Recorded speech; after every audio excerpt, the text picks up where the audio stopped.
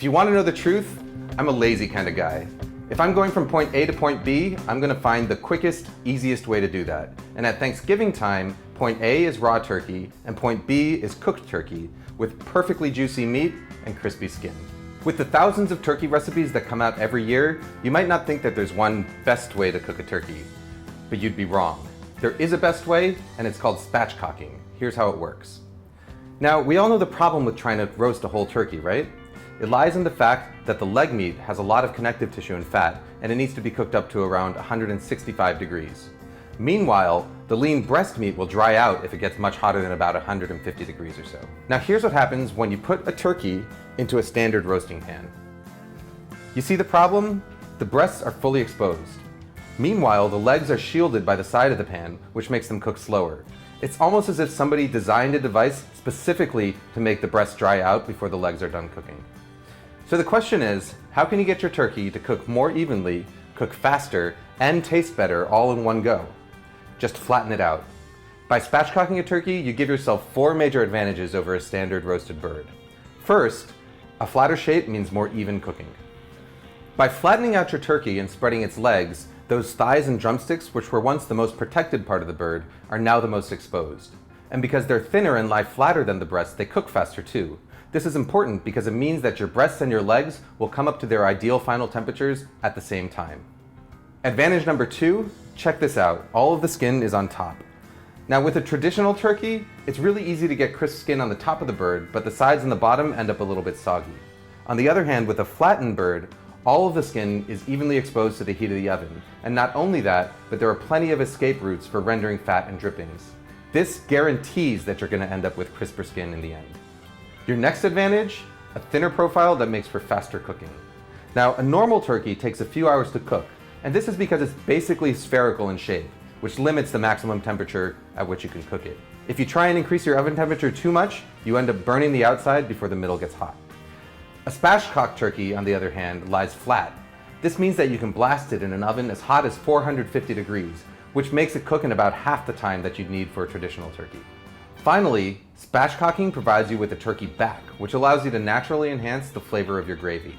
Of course, the only downside to the whole thing is that you're not going to be able to present the plump, round, Norman Rockwell vision of a perfect Thanksgiving turkey. But who really cares when it tastes so good? And if anyone complains, here's a little trick. Just take a drumstick and shove it in their mouth. I promise you it'll shut them up. You convinced yet? Good. Now here's how you do it. The easiest way to spatchcock a turkey is to ask your butcher to do it for you. But if that doesn't fly, it's almost as easy to do it yourself at home. All you need is a turkey, some poultry shears, and a paring knife. Pat the turkey dry with paper towels and then place it breast side down on the cutting board to prep it for surgery. Holding the bird firmly, make a cut down one side of the backbone. You might need to put in a little bit of effort to get through the leg bones or the rib bones, but don't worry, Mr. Turkey here won't feel a thing. Repeat with the second side, and your backbone should pop right out.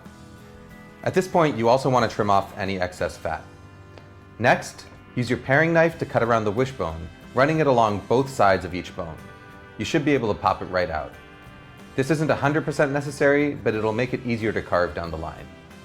Next, flip the bird over and spread its legs out. Then press down on its breastbone hard to flatten it.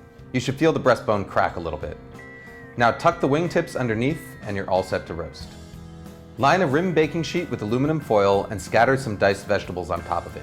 Onions, carrots, and celery, along with some sprigs of thyme and a couple of bay leaves.